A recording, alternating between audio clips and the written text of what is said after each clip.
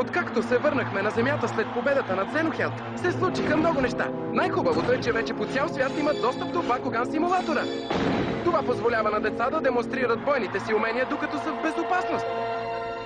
Процесът беше дълъг, но под ръководството на Маручо, техниците на Маракура Груп проведоха редица експерименти, които доведоха до успех.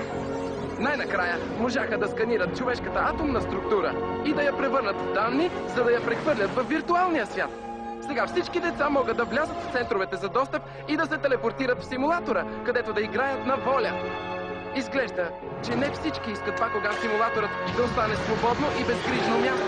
Мистериозна зла сила от друг свят се инфилтрира в него и се опитва да го превземе.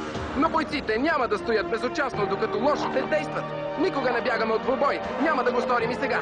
Ще видят кой е шефът на симулатора. Ей, готов ли си за битка? Кажи, Драго! Аз съм винаги готов, Дан!